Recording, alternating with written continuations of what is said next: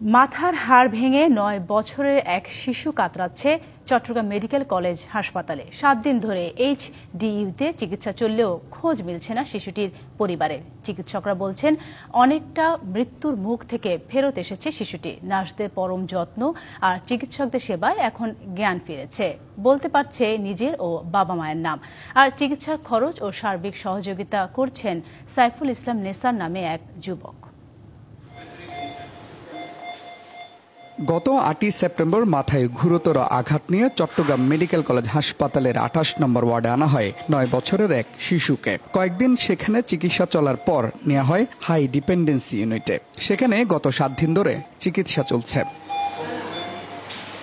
মাথায় হাড় ভেঙে মুমূর্ষু অবস্থায় ৪ দিন থাকার পর শিশুটির সার্জারি করান চিকিৎসকরা। এরপর গত ২ দিন ধরে নিজের নাম ও বাবা মায়ের নাম বলতে পারছে সে। আব্দুল্লাহ কালাম। হ্যাঁ, নাজমা। শিয়া বাটার ও ভিটামিন ই সমৃদ্ধ লিলি বিউটি সোপ, তারুণ্যময় উজ্জ্বল ত্বকের জন্য। রিমার্ক। পরিবারহীন এই শিশু এখন নার্স আর চিকিৎসকদের পরম যত্নে দিন পার করছে। আমরা ওর একদম সবকিছু দুপুরে থেকে রাত থেকে একদম ও আসছে পর্যন্ত, মানে ও আমরা যেটা খাই আমরা ওকেও দিই, শেয়ার করি। আমি দোয়া করি ওর মার কাছে যাক, আর কিছু না। মা তো যেমন হোক, গরিব হোক, যে হোক, মা তো মায়ে। চট্টগ্রাম মেডিকেলে আসার পর তার দায়িত্ব নেন গত ২ দশক ধরে অজ্ঞাত রোগীদের নিয়ে কাজ করা মানবিক যুবক সাইফুল ইসলাম নেসার। তার বিভিন্ন পরীক্ষা করানো ও সার্বক্ষণিক খোঁজ নেওয়ার পাশাপাশি পরিবারের কাছে পৌঁছে দিতে কাজ করছেন নেসার। আনুমানিক ৫ দিনের মাথায় তার জ্ঞান আসছে। তো এখন তো সে বলছে তার বাড়ি হচ্ছে টঙ্গীতে, মানে বাসা। তার বাবা ভাঙারি দোকান করে। টঙ্গী মারকুন নামে একটা এলাকা আছে, সেই এলাকার বাসিন্দা সে।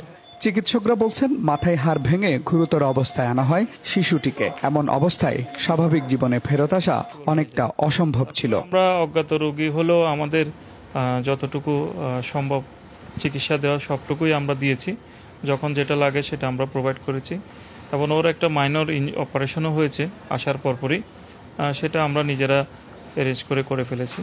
কিছুটা সুস্থ হওয়ার পর আব্দুল্লাহ বাবা মায়ের নাম বলতে পারছে, নিজের ঠিকানা বলছে টঙ্গী। তবে ঘর থেকে বের হয়ে কিভাবে চট্টগ্রামে এসে দুর্ঘটনায় পড়ল তা মনে করতে পারছে না সে। Mujibul Haque, DBC news, Chittagong.